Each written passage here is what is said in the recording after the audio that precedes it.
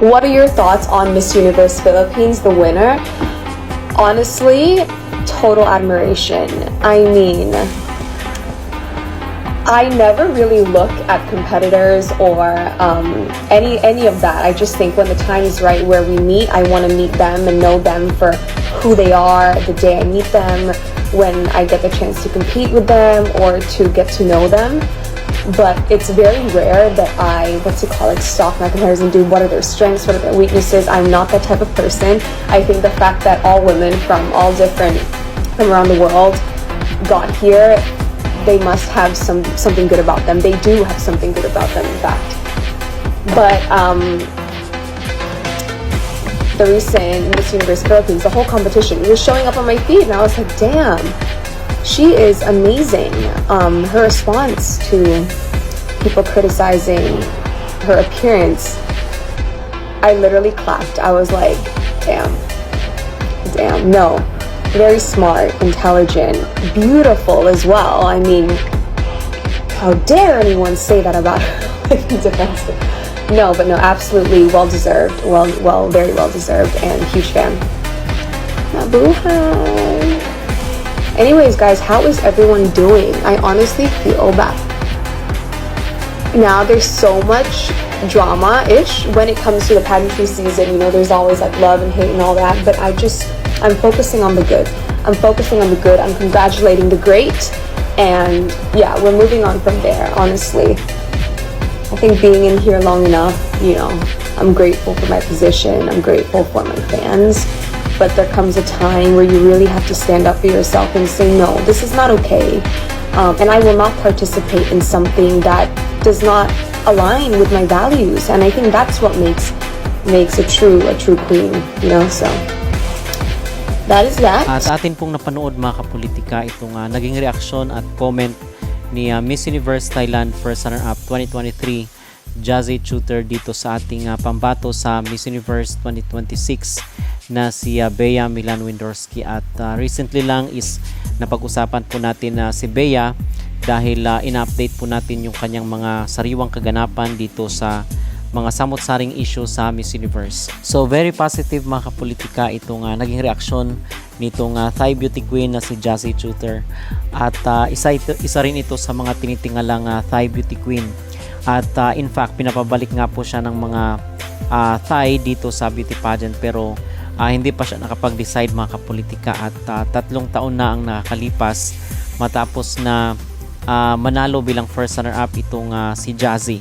Pero napakalakas, isa ito sa mga pinakamalakas na candidate ng Thailand just in case babalik man siya sa beauty pageant.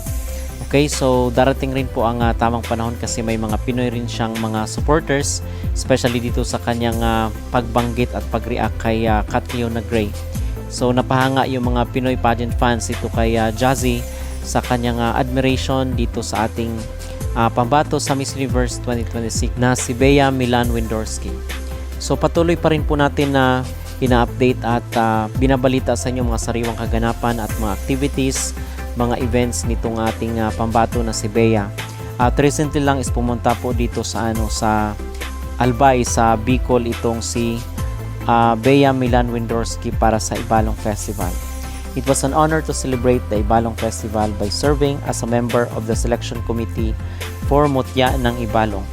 This festival celebrates pre-colonial heroes like Baltog, Hanjong, and Bantong.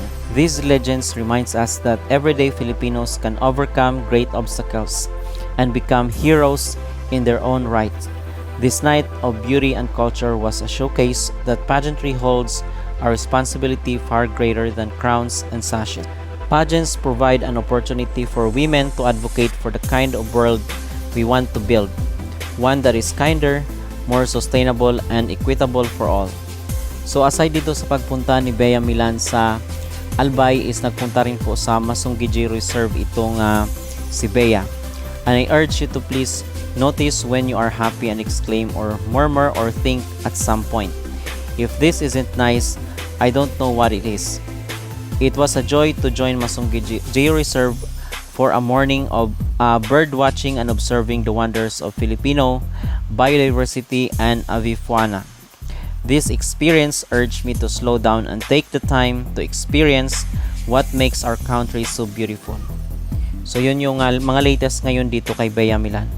So mula po dito kay Bea mga kapolitika is na-mention po natin doon sa ating mga naunang video na itong si Katrina Ligado is babalik na po sa ating bansa para sa kanyang homecoming until September 7 I think yung kanyang stay dito sa Pilipinas at babalik siya uli doon sa Poland para sa kanyang duty as Miss Supranational 2026.